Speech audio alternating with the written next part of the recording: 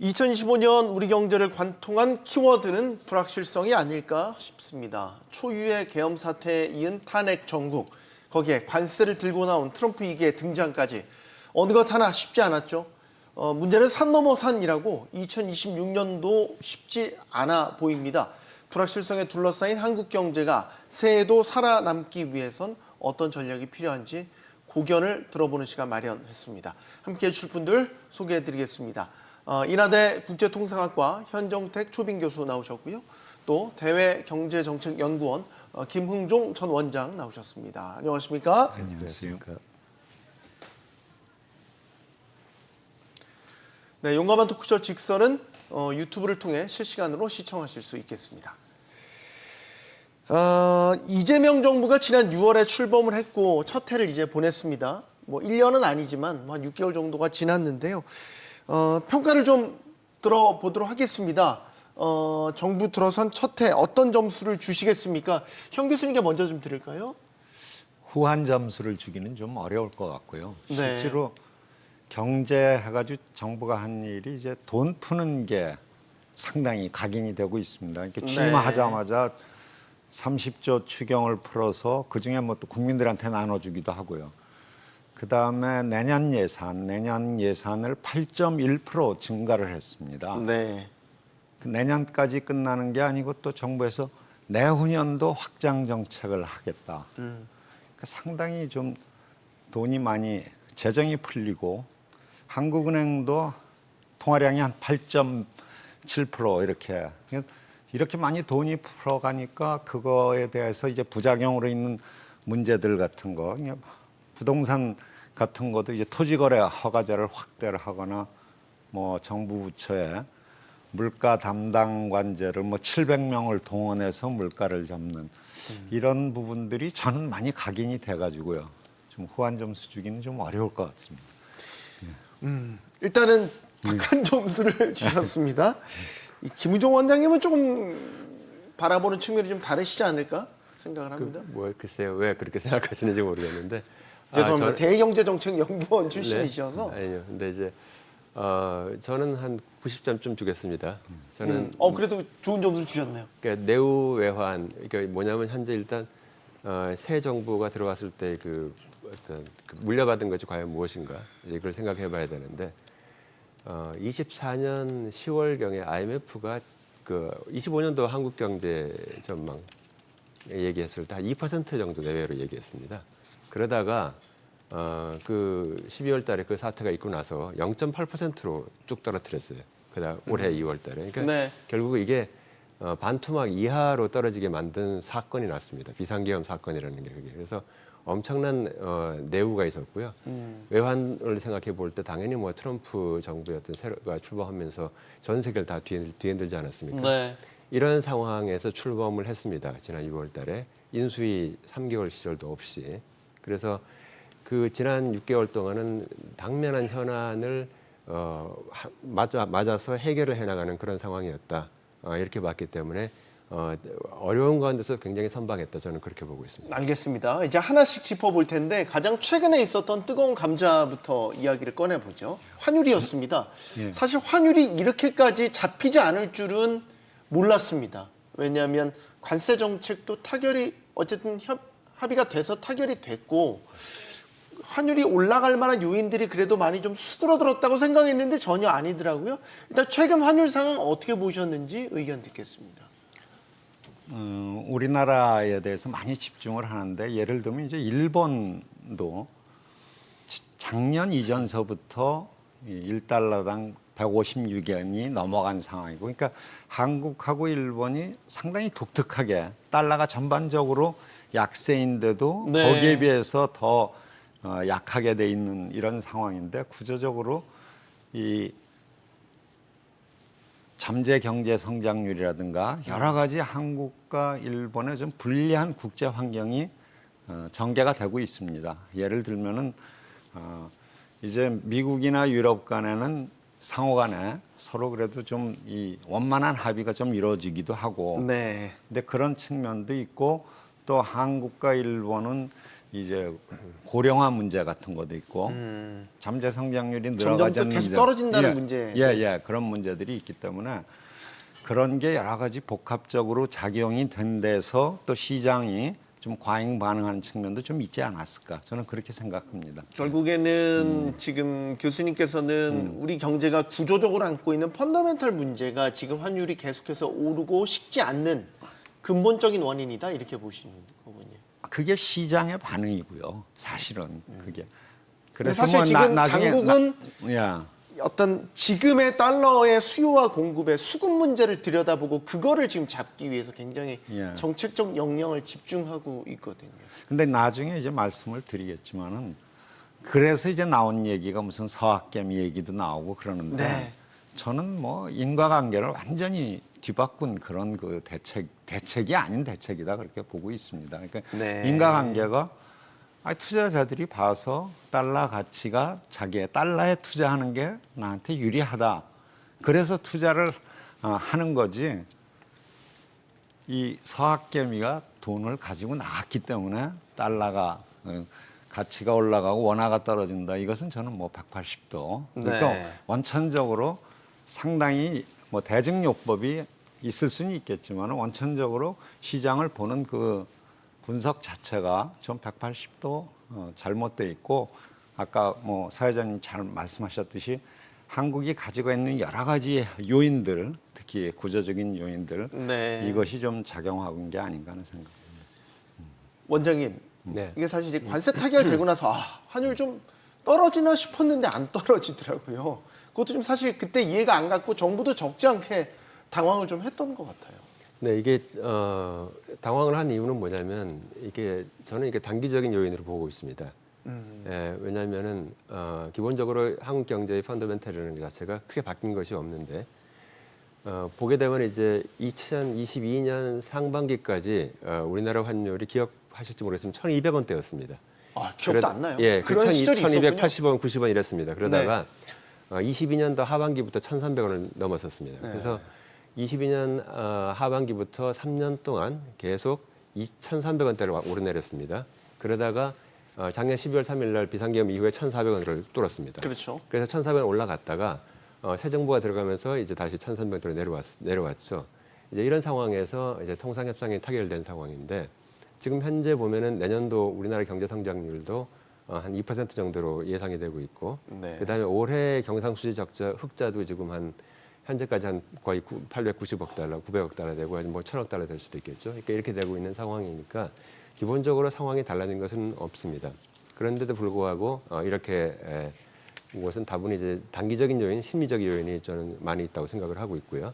그래서 시장을 가장 불안하게 하는 요인은 통상협상이 타결됐는데 매년 200억 달러를 어떻게 조달하지? 매년 200억 달러를 미국에 보내야 되는데 지금 이런 건데 통상협상이라는 것 자체가 뭐냐면 내년도부터 달러 투자 미국 현지에서 수요가 있을 때 이 수요의 부분에 해당하는 부분만 하는 것이고 정부가 이번에 200억 달러로 틀어막은 것은 뭐냐면 외환 시장에 가서 달러를 구하는 이러한 행위는 하지 않을 수준이었다는 것이죠. 기존에 있는 달러 가지고 할 수 있는 수준이었다는 것이죠. 그러니까 외환 시장을 통하지 않아도 된다는 얘기죠.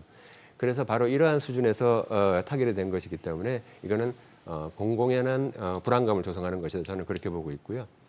그다음에 이제 그래서 그러다 보니까 기업들이 어떻게 생각하고 있냐면 당장 지금 이거를 달러를 원화로 바꾸게 되면은 그러면은 이거는 자기한테 손해니까 달러를 다 해외 파킹을 하고 있죠.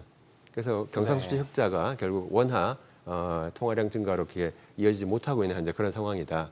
이렇게 보고 있고 그러나 이제 그럼에도 불구하고 정부 대책은 기본적으로 외환 시장에서 원화의 수요를 증가시키기 위한 그런 정책적 조치를 해야 된다 이렇게 보고 있습니다. 네. 두 분께서 바라보시는 환율에 대한 바라보는 시각이 조금 다르신 것 같습니다. 자, 일단은 환율이 계속해서 오르니까 뭐 정부가 연달아 대책들을 쏟아냈습니다. 쏟아냈고 뭐 다양한 대책이 있지만 최근에 나온 대책이 아까 말씀하셨던 서학개미들에게 일종의 비과세 혜택을 줄 테니 돌아오라. 이제 그런 대책이었어요.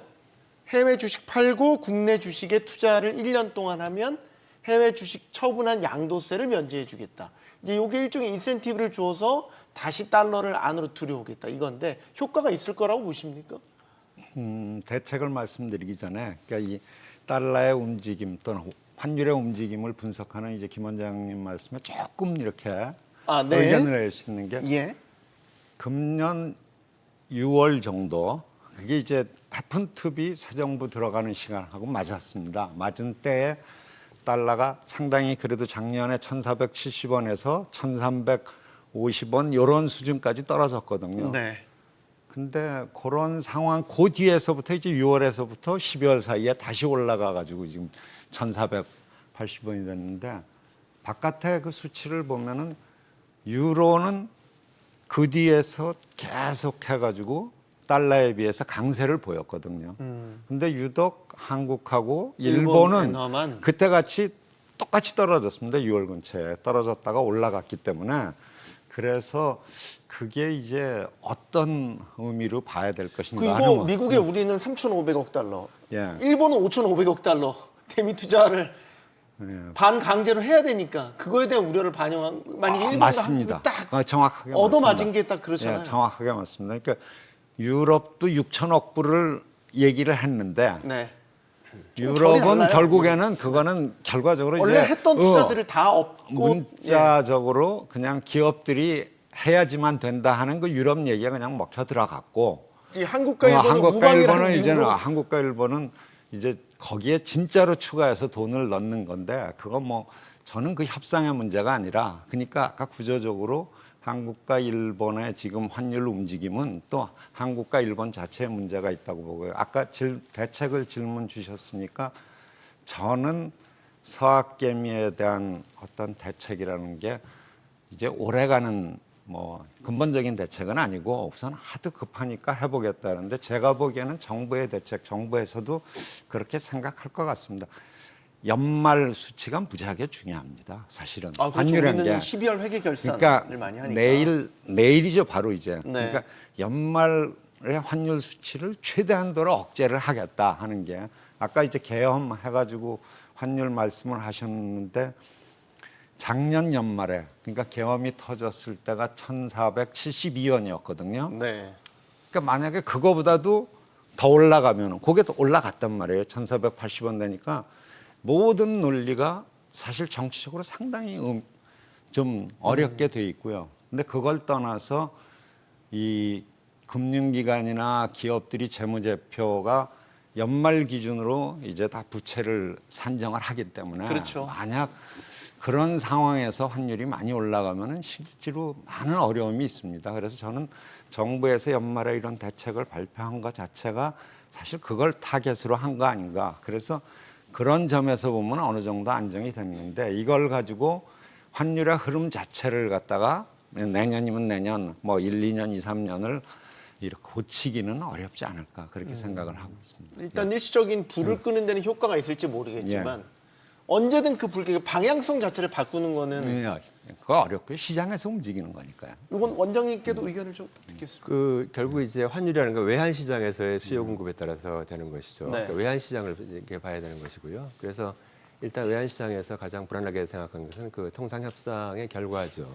예, 결과입니다. 그러니까 유럽 같은 경우는 추가 투자예요. 추가 투자 6천억 달러 하는 걸로 그렇게 돼 있었고요. 미국과 일본하고 한국은 좀 다른 결이 다른 것이죠. 약간 신규 투자에 가깝죠. 신규 투자죠. 신규 투자인데 이제 기업이 한다는 것이 아니라 이제 새로 이제 다르게 조달한다는 것인데요.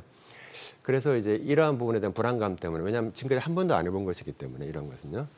이런 건 불안감이 반영이 된 것이다. 그래서 이건 단기적인 것이고 내년에 실제로 투자가 이루어지게 된다면은 투자가 어떻게 이루어지는지를 보게 된다면은 저는 외환 시장이 상당히 안정이 될 것이다. 저는 그렇게 예상을 하고 있습니다. 그 지금 말씀하신 연말 그 기준의 어떤 환율을 갖다가 상당히 원화를 강세로 가져가는 모든 정책적 수단을 동원한다고 하는 것은 맞는 얘기예요. 2008년도 같은 경우도 글로벌 경제 위기 당시에 2008년 마지막 날에 환율을 갖다가 잘 맞추기 위해서 그 당시에 한국 정부 당국에서 모든 총력전을 펼쳐가지고 상당히 안정시킨 상황에서 그 다음 해 초에 다시 좀 풀어가지고 다시 또 환율이 좀 올라갔었습니다. 이런 상황이니까 내년도 전망을 보더라도 할지라도 올해 연말 상황에서부터 내년엔 조금 더 환율이 더 올라갈 수는 있습니다. 그렇지만 내년도에 전반적으로 봤을 때는 1,400원대 초반으로 실제로 투자가 이루어지게 된다면 1,400원대 초반 정도로 안정되지 않을까 저는 그렇게 예상을 하고 있습니다. 네. 자, 우리가 환율이 이렇게 올라가는 거에 대해서 펀더멘털 이야기를 많이 하는데 우리 펀더멘털이라고 하면 예를 들어서 경제 성장률을 구성하는 것 중에 핵심적인 게 예를 들면 수출 실적 이런 것들이 다 이제 포함되죠. 우리가 수출을 못 하고 있냐 그러면 아니요, 굉장히 잘하고 있습니다. 사상 최대 실적 내고 있고 반도체는 뭐 이익 상향이 계속 지금 올라가고 있는 이런 상황입니다. 그러니까 달러를 벌어들이고 있단 말이죠. 계속 벌어들이고 있는데 환율이 안정이 안 된단 말이죠. 그러니까 예전처럼 수출 잘한다고 해서 이게 환율로 바로 연결되는 그런 고리가 약해진 것인지 뭔가 흐름이 바뀐 것인지 그 원인은 어디에 있다고 보십니까? 그러니까 수출은 이제 경제 성장 자체에도 중요하고요. 말씀하신 대로 수출 또 경상수지 흑자가 나는 거는 우리나라 같이 이제 이 기축 통화가 아닌 데는 무지하게 중요합니다. 그러니까 네. 수출이 정말 7천억 달러 가까이 되고 경상수지 흑자가 상당히 많이 나기 때문에 그래서 그만큼 이제 버티고 있는 거고요. 근데 다만 우리가 이제 이미 자본 이동을 풀어준 지가 오래됐고 그리고 실제로 우리가 이제 금융 시장을 선진화하려 그러면은 자본 시장의 흐름을 봐야 되거든요. 그런 네. 측면에서 그러니까 아까 말씀하신 대로 수출만 잘 되면 경상수지 흑자만 잘 되면은 그대로 이 환율이 절상되는 그런 시대는 상당히 전에 지났고요. 그럼 자본 자체의 흐름을 보면은 벌써 상당히 오래전서부터 기업들의 외국인 투자, 아까 서학김이 얘기하셨는데 네. 기업들을 먼저 보면 기업들의 투자도 우리나라의 기업들이 해외 투자하는 게 지금 삼성이나 뭐 현대 이런 데 해외 투자하는 금액이 외국 기업들이 한국에 투자하는 것보다도 3배 가까이가 됩니다. 이런 네. 흐름이 상당히 오래됐거든요. 그럼 사실 그런 흐름 자체가 고쳐져야 되는데 그런 흐름이 유지가 되는 상태에 있어서 이제 기업들 말고 개인들 투자, 그리고 국민연금 투자 같은 것들이 지금 그것도 특히 금년에 또 작년에도 마찬가지고 그것도 외국에서 유입되는 것보다 훨씬 더 초과된 그런 상황이 있습니다. 그러니까 수출이 아까 해서 경상수지 흑자가 났다 그래도 그거보다 훨씬 초과가 되는 자본 유출이 있기 때문에 자본 유출 자체의 흐름 때문에 또 환율이 움직이는 게 있고요. 우리나라가 이제 특히 금년에 좀 많이 불안하게 된 요인 중에 하나가 우리나라가 대외 개방도가 무지하게 높습니다. 그러니까 우리나라는 무역이 GDP에 대한 비중이 80, 90%, 90%, 100% 가까이 되거든요. 네. 전 세계에 그런 나라가 없습니다. 미국이 한 30%, 그 다음에 중국, 일본도 40%이기 때문에 그러한 상황에서 이제 국제적인 통상 환경이 어려워지니까 이게 이제 심리적으로 좀 반영을 하게 돼서 좀 환율이 움직이는 거. 그래서 다시 강조해서 말씀드리지만 수출이 늘어가는 거는 그걸 이런 어려운 상황에도 안정시키는 게 상당히 도움이 되는데 그거 말고 자본 이동도 문제가 되고요. 수출 기업 얘기가 아까 이제 김 원장님도 말씀하셨지만 나왔지만은 그런 측면에서 봐서 수출 기업한테 정부가 또 압박을 아까 달러 뭐 바킹하고 있는 게 아닙니다. 수출 기업들이 다 자기네들 그 경영상의 목적에 의해 가지고 원자재도 사고 그래야 되니까 가지고 있는 달러를 이 환율이 안정돼야 되니까 내놔라 하는 거는 저는 무지하게 잘못됐다고 생각을 합니다. 왜냐하면 네. 기업들이 그렇죠. 잘 움직여야지. 제가 한마디만 기업들이 잘 움직여야지. 그래도 그나마 수출이 더 잘 돼가지고 경제가 발전할 텐데 그거를 환율 때문에 빼내는 건 저는 뭐 조삼모사나 말씀 같네요. 아니죠. 그거보다 심합니다. 더 심합니까? 황금알은 낳는 거이거든요. 우리나라 기업을. 대한민국 기업을 지켜주는 거인데 그거를 지금 배를 잘라가지고 빨리 황금 캐내라 하는 거하고 저는 비슷하다고 생각합니다. 원장님. 그 이제 결국 외환 시장에서 정해지는 게 환율이잖아요. 그러면 결국은 환율이 안정되려면 달러가 외환 시장에서 원화로 바뀌어야 되는 것이죠. 그렇죠. 그렇죠. 네. 그러니까 만약에 기업이 달러를 그대로 갖고 있다든가 이제 이러면은 이제 그건 그 자체는 직접적으로는 외환 시장 영향을 주는 것이 아니죠. 기업 입장에서 보게 되면은 지금 현재 이런 상황에서는 달러로 이제 돈을 벌었어요. 벌었는데 이걸 갖다가 원화로 바꾸려면 원화로 바꿀 만한 그런 이유가 있어야 됩니다. 그죠? 그럼 이게 예를 들어 내가 국내 투자를 굉장히 크게 한다라든가 그렇죠. 예. 아니면 개인이라면 만약에 우리나라 자본시장이 예를 들어서 주식시장이 굉장히 높이 올라갈 그런 전망이 있다라든가 이렇게 되면 달러를 원화로 바꾸겠죠. 그러니까 이와 같이 결국은 정부의 정책이라는 것은 뭐냐면은 국내 원화 수요, 제가 앞서 말씀드린 대로 국내 원화 수요를 증가시킬 수 있는, 그러니까 기업들이 올해 통상 협상하면서요 미국에 많은 투자를 하겠다라고 약속을 했지만 그와 함께 국내 투자도 하겠다라고 하는 그런 약속을 한 것이 있어요. 네. 예, 그러니까 그런 부분을 갖다가 조속하게 시행할 수 있도록 정부가 정책적인 그런 바탕을 깔아줘가지고 빨리 갖고 있던 달러를 원화로 바꾸라는 거예요. 그러니까 이제 제가 기업이 달러를 해외 파킹하고 있다고 하는 것은 기업 입장에서 보게 되면은 이거 달러에 대한 수요가 계속 있으니까 달러를 갖고 있는 거예요. 그러니까 그렇죠. 그걸 해외 파킹이라고 현지 직접 겁니다. 투자도 해야 되고. 예. 네. 만약에 해외 그 달러 수요가 그렇게 그 기업 입장에서 별로 없으면은 그걸 원화로 바꾸겠죠. 왜냐하면 국내에서 이제 뭔가 일을 해야 되니까. 그래서 바로 이러한 의미에서 말씀드린 것이기 때문에 네. 기업의 해외 파킹이 나쁘다는 게 아니라 기업의 해외 파킹이 존재하는데 그걸 갖다가 어떻게 하면 외환 시장을 통해서 원화 수요를 증가시키는 방향으로 갈 것인지 그에 대한 정책적인 수단이 필요하다는 얘기입니다. 자, 좀 다른 이슈, 연결되는 내용이긴 한데 해외로 좀 눈을 돌려보겠습니다. 미국 경제가 상당히 탄탄합니다. 3분기 성장률이 4.3% 나왔어요. 우리보다 훨씬 높게 나왔어요. 뭐 이런 흐름이라면 뭐 미국 경제를 바라보고 달러 수요가 더 많아질 것이다 이런 분석도 있는데 이걸 떠나서 올해 미국 경제도 굉장히 중요한 분수령을 맞은 건 트럼프 행정부가 들어섰고 전 세계를 상대로 관세 전쟁을 일으켰단 말이죠. 이게 이제 전 세계를 다 뒤흔들어 놨고 무역 질서를 완전히 다 나쁘게 말하면 헝클어 놨고 뭐 조금 긍정적으로 말한다면 재편했다라고 이제 이야기를 해보겠습니다. 일단은 미국 관세 정책에 대해서 지금 어떤 평가를 하시는지 먼저 이야기를 듣고 계속 이야기 가보겠습니다. 그러니까 지금 이제 3분기 성장률이 4.3%가 나오니까 트럼프 대통령은 신났죠, 뭐.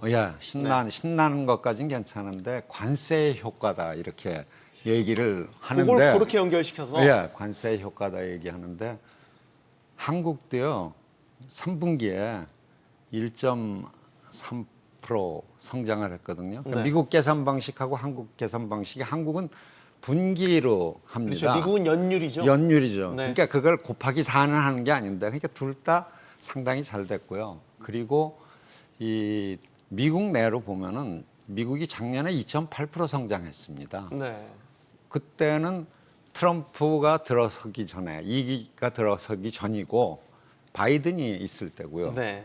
그러니까 지금 무슨 환율이 관세고 뭐고 이런 게 없던 그런 상태고. 네. 그러니까 금년도하고 작년을 비교하면 미국이 2.8% 작년 2.8% 성장해서 금년에 평균적으로 3분기 하더라도 다 평균 내보면 2.1%로 지금 예상을 하고 있거든요. 네. 사실 관세 때문에 건강해진 건 아니고 사실은 무지무지하게 나빴을 뻔했다가 관세를 트럼프가 얘기한 것을 다 시행을 안 했기 때문에 사실은 그런 게 있습니다. 그러니까 애당초에는 중국에 대해서 100% 때리겠다고 하고 그다음에 모든 나라에 대해서 한다가 특히 가장 중요한 중국과 유럽하고 그리고 유럽 플러스 지금 캐나다, 멕시코도 북미 자유무역 협정에 의해서 어느 정도의 혜택을 보고 있습니다. 그러니까 그런 나라에 대해서는 실제적으로 아주 강한 관세 정책을 오히려 거두어 들였기 때문에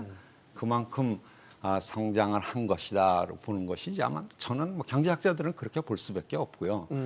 그러니까 그래서 나온 얘기가 이제 4월 달, 5월 달에 아까 이 미국 문제도 많이 나왔는데 그걸 다 걷어들이니까 이 경제가 안정이 됐는데 이 트럼프 관세 정책에 대해서는 타코라는 말이 있지 않습니까? 네. 트럼프가 겁먹고 결국에 물러선다. 다 물러섰다. 물러섰기 때문에 이만큼 안정된 게 사실은 맞는 것 같고요. 다만 트럼프 대통령이 지금 미국 자체 경제 합쳐가지고 그러니까 AI, 뭐 반도체 이런 미국 경제 자체의 강점이 많은데 그것을 그래도 망가뜨리지 않았기 때문에 그건 뭐 어느 정도 인정을 해야 되고요. 그래서 잘 된 게 아닌가 하는 생각을 하고 있습니다. 핵심은 처음에 엄포놨던 것만큼 관세 정책을 밀어붙이지 않았고 다 그렇죠. 후퇴했기 때문에 잘 된 거다. 아까 그래서 네. 미국이 이제 자생적으로 발전할 수 있는 그 기능을 그대로 놔뒀다. 예를 들어서. 원장님, 미국 관세 정책 물론 뭐 평가가 분분하겠지만 여러 이슈들도 얽혀 있지 않습니까? 대법원 이슈도 얽혀 있고 어떻게 평가하십니까? 일단 올해 관세 정책의 효과가 충분히 발현되지가 않았어요. 아직까지는 발현된 게 아니고요. 올해 보면은 그 미국에 대한 수출, 전 세계 다른 나라에 대한 수출 같은 경우에 월별 수출량이 극심하게 요동을 쳤습니다. 그랬던 이유는 뭐냐면 발표를 하게 되면은 발표하고 나서 일주일 뒤에 하겠다 그러면은 물론 이게 관세 세관은 프로세스가 있긴 합니다만은 그 관세가 부과되기 전에 막 밀어내기 수출을 하고요. 그리고 나서 관세가 딱 시작이 되면 다시 이제 완전히 얼어붙는 이러한 방식이었기 때문에 사상 유례가 없을 정도로 월별 대미 수출량의 어떤 그런 변동이 있었습니다. 그래서 바로 이러한 점 때문에 충분히 관세가 효과가 구현이 안 됐고요. 트럼프 자신도 그랬어요. 트럼프 자신은 이걸 어떻게 얘기하냐면은 내년부터는 올해는 기업들이 말이야 관세를 피하려고 온갖 짓을 다 했는데 내년 되면은 관세를 맞을 수밖에 없기 때문에 내년 되면 더 좋아질 것이다 이렇게 얘기하고 있는데 예, 그건 이제 저를 포함한 경제학자들은 뭐라고 얘기하냐면은 그러니까 내년부터는 관세가 본격적으로 부과되면 결국 수입업자가 이거를 수입 가격에 미국 수입 가격에 전가할 수밖에 없고 본격 반영하기 때문에 내년에도 미국 경제가 실질 성장률입니다만은 계속 괜찮을 거라고 하는 거는 이의가 없지만은 다만 인플레이션의 문제가 본격적으로 드러나지 않을까 이렇게 생각이 되고요. 바로 이러한 점에서 지금 현재 그 트럼프 정부가 그 금리 인하를 밀어붙이고 있는데 이것이 얼마나 될지 그거에 대해서 상당히 좀 회의적입니다. 자, 한미 관세 협상은 잘된 협상이라고 평가하십니까? 이건 원장님께 먼저 좀. 예, 저는 들을까요? 뭐 굉장히 어려운 상황에서 뭐 선방했다. 예, 선방했다 그렇게 보고 있습니다. 뭐 예를 들면 어떤 부분이 가장 200, 잘했던 200억 달러 그 상한선을 뒀다라든가 그다음에 10년간 연간으로 분할해서 최소한 10년이죠. 왜냐하면 이제 수요가 캐피탈 콜 방식이라 해서 그쪽에서 수요가 있을 때만 하는 요청하면 것이기 때문에 내년에 200억 달러가 다 들어가는 건 아니고요. 네. 내년에 얼마 들어갈지 몰라요. 50억 달러 들어갈 수 있고 30억 달러 들어갈 수 있습니다. 예, 그러니까 이거는 이게 최소한 10년이고 이게 20년, 30년 갈지 모르는 그런 것이기 때문에 굉장히 상당히 안정적으로 돼 있다 이렇게 볼 수가 있고요. 마스크 같은 경우 우리나라 기업들한테도 이제 상당히 도움이 될 수 있는 그런 부분이 많이 있기 때문에 이러한 부분에 있어서도 굉장히 의미가 있다 이렇게 보고서 그나마 좀 덜 맞았다, 그래서 선방했다, 뭐 이렇게 정도로 얘기를 하겠습니다. 네, 교수님 한미 관세 협상. 저도 이제 한미 통상 협상에 초기부터 실제로 참여 경험을 했던 사람으로서요. 이번에 협상 뭐 이렇게 해서 인정을 할 수밖에 없고요. 이게 말이 협상이지 협상이 아니거든요. 그냥 압박이고요. 그러니까 아주 원리적으로 보면은 한국과 미국 사이에는 한미 FTA가 있습니다. 그럼 관세를 거의 안 받아야 되는 게 국제법적으로 맞는 거예요. 근데 그 트럼프라는 사람이 들어서 가지고 그거 다 뒤엎고 그냥 관세를 몇십 프로 올리겠다고 시작을 한 거기 때문에 만약에 법적으로 맞는 한미 FTA에서 한 발짝이라도 양보를 하면은 그게 전통적인 의미에서는 그건 협상이 잘못됐다고 뭐 이렇게 할 수 있겠지만 이건 그게 아니라 트럼프가 이렇게 압박을 하는 과정 중에서 버틴 나라가 중국 하나고요.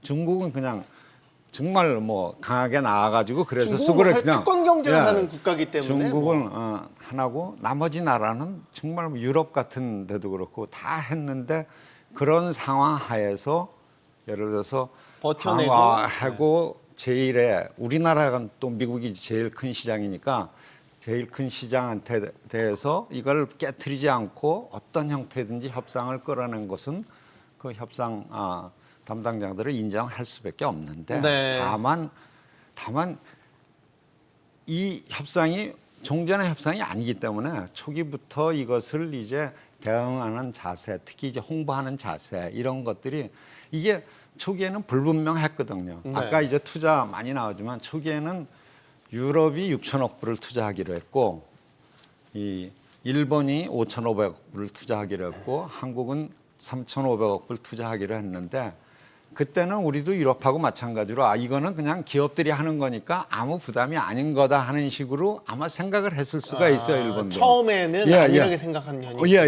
그러니까 그거는 협상은 처음에 잘했는데 그거를 대대적으로 너무 홍보를 했습니다. 그러니까 뭐 기억하겠지만 이제 그런 측면들 있는데 유럽은 빠져나갔단 말이에요. 여러 가지 이제 원인에 의해 가지고 빠져나가니까 근데 일본이나 한국은 특히 일본이 덥석 문서를 만들었기 때문에 그거를 뒤집어 수는 없고요. 다시 말씀드리지만은 정말 제1의 시장하고 협상을 깨트리지 않고 타결한 거는 잘한 일인데 다만 이제 한 가지 아쉬운 거는 또 이런 측면들은 있어요. 그러니까 유럽이 결국에는 이 투자가 아주 미국도 6천억 불을 받는데 아무 그 소득 없이 물러날 이유가 없는데 그런데 미국하고 유럽의 협상을 보면 시장 개방 내용이 상당히 많이 들어가 있습니다. 그러니까 물론 미국 시장도 일부 조금 풀어줬지만 미국이 유럽 시장에 대해서 원하던 게 상당히 여러 가지 부분에 있어서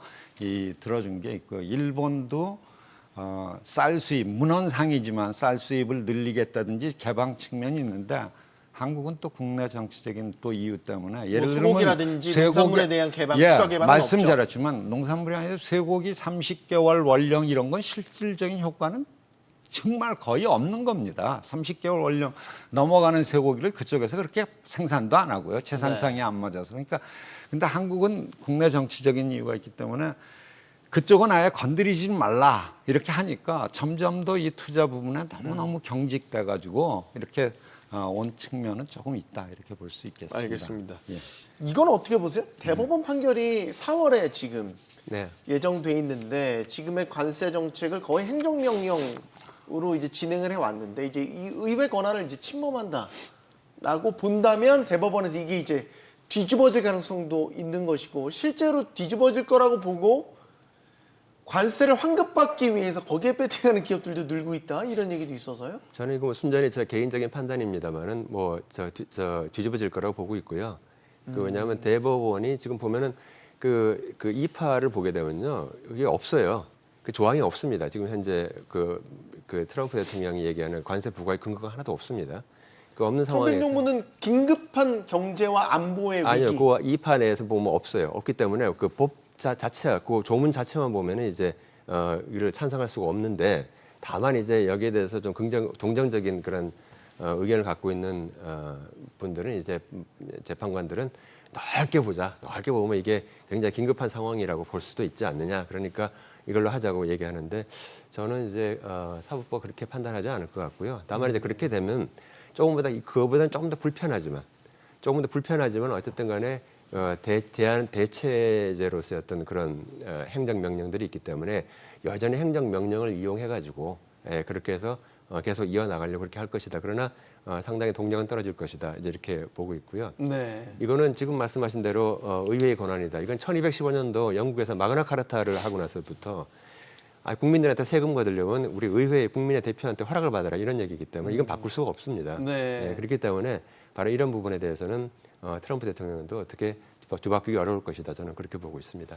형 교수님 어떻게 전망하세요? 저도 김 원장님 얘기랑 거의 동감을 하는데 그러니까 지금 미국 대법원이 보수 재판관이 많다 그런 얘기를 하지만 이게 법이기 때문에 의회의 기본 권한을 또 뒤집었거나 이제 가느다랗게 이제 트럼프 행정부가 기대하는 게 이 경제 비상시에 수입을 규제할 수 있다. 이런 정도의 이제 근거를 대는데 이 항소심에서 대법원 가기 전에 항소심에서 이걸 근거로 하는 거는 정말로 이 반도체 쓰는데 아주 얇은 막을 가지고 큰 물을 막는 거나 마찬가지 저거니까 이건 안 되는 건 맞는데 이게 뒤집어지거나 보류되거나 트럼프 행정부 손을 요 법안에 대해서는 들어줄 수가 없는데 그러면 그런 상황에서 관세가 완전히 뒤로 돌아가겠느냐, 아까 말씀하신 대로 환급을 해주겠느냐, 이건 또 별개의 문제고요. 그런 상황에서 외국 같으면은 이제 다른 조항들, 통상법 232조, 그다음에 301조, 제가 옛날에 협상했다는 301조, 또 338조 이런 걸 들어가지고 또 새로 하기 때문에 오히려 대외적으로도 불확실성이 커지는. 아예 깨끗하게 그냥 대법원 그냥 승복해서 나는 관세 그냥 포기하겠다 그러면은 모르는데 그게 아니라 그거와 비슷한 거를 또 새로 만들어내면은 불확실성이 커지는 측면도 있습니다. 우리한테. 복잡하긴 하지만 예. 예를 들어 대법원에서 뒤집는다고 해도 예. 관세를 그대로 밀어붙일 것이다. 여러 가지 밀어붙이죠. 이제 당연히 정부 밀어붙이죠. 정부. 예, 당연히 네. 밀어붙이죠. 예, 예. 그럼 우리 입장에서는 바뀌는 게 없고. 그러니까 뭐 단기적으로 바뀌는 게 없겠죠. 일단 알겠습니다. 계속 된다고 봐야죠. 네. 미중 관계는 어떻게 전망하십니까? 지금 미중 관계는 예를 들어서 반도체 추가 관세를 하지 않는다. 뭐 이런 식으로 이제 일단 안정 기류로 들어서긴 한 것 같은데 최종 합의는 아직 안 나왔어요. 일단 휴전이죠. 휴전인데 예. 지난번 그 에이펙 정상회담 당시에 그 김해에서 만나서 미중 간에 합의를 한 것이 있죠. 휴전을 했는데 저는 적어도 트럼프 정부 임기 말까지는 미국과 중국 간에는 심각한 어떤 그런 대치 상황은 없을 것이다. 관세 전쟁 그런 것은 심각한 것은 없을 것이다. 미국이 중국에 대해서 거칠게 챌린지를 하지는 못할 것이다.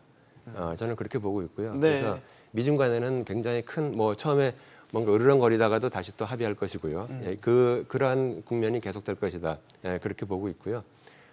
근데 그렇다고 해서 그것이 한국한테 유리한 것이냐 그건 아니고 그러니까 이제 미국은 이제 한국을 밀어붙여서 중국한테 압박을 하라라든가 뭐 이런 다른 나라에 대해서 마찬가지죠. 일본에 대해서도 그렇게 얘기할 것이고 이제 이러한 그런 상황에서 우리가 현명하게 잘 대처해야 될 것이다 이렇게 보고 있습니다.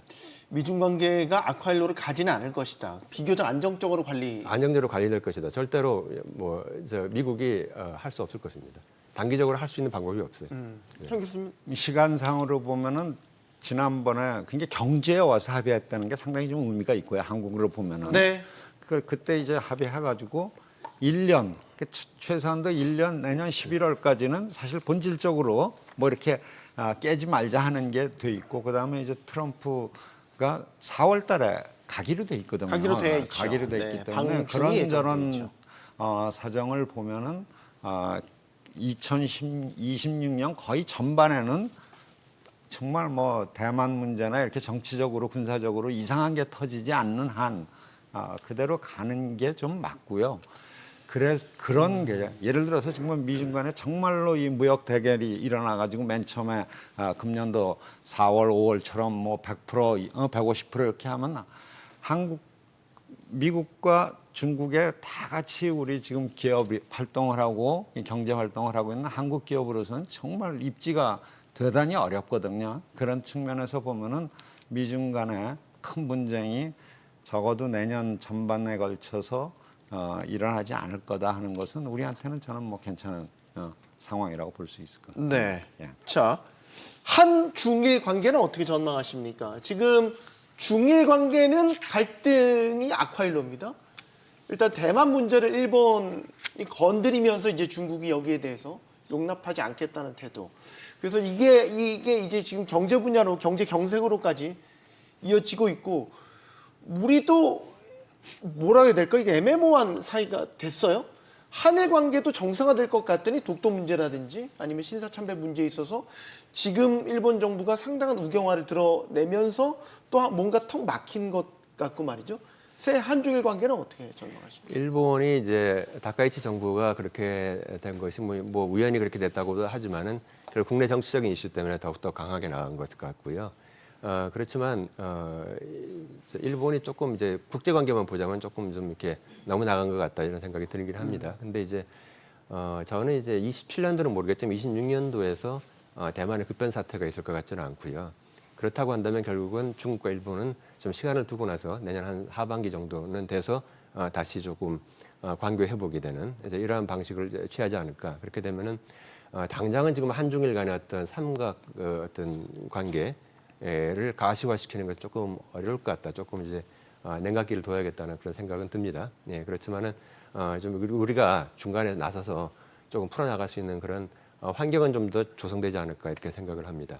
이게 뭐 좀 단편적인 질문일 수도 있는데 중국과 일본의 갈등이 한국 경제에는 반사이익이 되는 건가요? 마이너스입니다. 저는. 마이너스라고 보십니까? 그러니까 실질적으로 뭐 금방 김 원장님도 얘기했지만 한중일 관계가 정말로 회복을 할 수는 없지만은 그래도 이렇게 유지가 되고 특히 한국으로 봐서는 좀 미국 시장도 중요하고 중국 시장도 중요하고 지금 한일 관계도 나름대로 지금 회복을 하고 있는데 그걸 때문에 말씀하시는 반사이익이라는 게 이제 중국 여행자들이 좀 많이 온다 뭐 이런 것도 있지만 네. 중국이 한국에 대해서 지금 일본이 그러고 나서 조금씩 제스처는 보내는데 그게 네. 제스처지. 사드 경우도 있고 그다음에 중국 자체의 어떤 이 체제 문제 때문에 뭐 한류를 갑자기 풀어가지고 BTX가 이제 가서 뭐 대규모 공연을 할 수 있다 이런 상황은 아니거든요. 그런 네. 차원에서 보면은 오히려 중일 갈등이 좀 잦아드는 것이 그리고 잦아들 거로 저도 보는데 그것이 우리한테 도움이 된다. 저는 그렇게 볼 수 있을 것 같습니다. 네. 이제 막바지여서요. 네. 내년 우리 한국 경제의 구조 개혁 과제 뭐가 있다고 보시는지 예를 들어 이재명 정부에서는 6대 개혁을 통해서 국가제 도약을 이루겠다 이런 이제 청사진도 제시를 하고 있습니다. 가장 시급한 구조 개혁 과제가 뭐라고 보시는지 좀 질문을 드리고 싶습니다. 네, 저는 이제 그 여러 6대 과제가 다 중요하긴 중요합니다. 다 굉장히 중요하고요. 이건 전 정부나 전전 정부도 계속 이제 추진하려고 했던 것입니다. 근데 그 중에서 특히나 이제 그 규제 개혁이 굉장히 중요한데요. 아니 뭐 맨날 그 규제 개혁 얘기를 하냐 하겠지만은 규제라는 게 그렇습니다. 그냥 가만히 있으면 늘어나요. 규제의 속성이라는 게 그렇습니다. 가만히 있으면 계속 늘어나게 돼 있습니다. 잡초같이 늘어나는 계속 늘어납니다. 네. 예, 그렇기 때문에 그러니까 계속 규제 개혁 얘기를 하는 거예요. 그 디레귤레이션, 리레귤레이션 얘기를 계속 하고 있습니다. 근데 이제 올해 이제 내년 같은 경우에 규제 개혁은 결국은 여러 가지 이게 중앙 정부의 규제도 있습니다만 지방 정부의 규제가 굉장히 많이 있거든요. 네. 예, 이런 부분을 다 같이 봐가지고요. 양쪽 그 정부의 어떤 규제 실질적으로 기업들이 어떤 활동을 하는 데 있어서 굉장히 제약이 되는 부분이 많이 있기 때문에 이런 부분을 좀 꼼꼼하게 챙겨가지고 규제 개혁 쪽에 좀 역점을 두면 어떨까 생각하고 있습니다. 네, 지금 6대 분야 규제부터 금융, 공공, 연금, 교육, 노동에 이루고 있습니다. 다 뭐 굵직한 사안들이어서 어느 하나 뭐 중요성이 덜하다 얘기할 수는 없을 것 같지만 교수님. 4대 개혁은 이제 벌써 한 10년 전에 얘기했고 그중에 이제 또 윤석열 정부에서 3대 개혁하고 이제 이번에 6대 개혁인데 그 중에 우선순위가 있는 건 아니고요. 네. 저는 이제 방향성이 문제입니다. 방향성이다. 방향성이 문제인데 개혁이라는 거는 이게 정말로 어떤 방향을 잡느냐 그리고 아주 좀 밀고 나가야 되거든요. 그러니까 개혁을 실용적으로 왔다 갔다 할 수는 없고요. 네. 그런데 방향성인 측면에서 아까 김 원장님 얘기하고도 연결이 되는 건데 공공 부문이 정말 기업이나 이 민간의 활동을 어떻게 영역을 이렇게 침식하면서 확장하는 것은 저는 안 된다고 보여요. 근데 예를 들면 이제 공무원도 지금 한 몇천 명을 오히려 늘렸거든요. 지금 전체적으로 인구가 줄어가는 상황에서 공공이 역할이 확대가 되면은 문제가 된다. 그러니까 규제 개혁의 저는 제일 큰 핵심은 우리나라 국민들은 정부가 모든 것을 할 수 있다 또는 정부가 해야 된다는 그 의식이 강합니다. 그러니까 환경 규제라는 게 딴 게 아니라 환경 그다음에 이 안전 이런 거거든요. 그러니까 그런 거를 정부의 규제로서 다 풀어가거나 지방은 훨씬 더 심하고요. 그러니까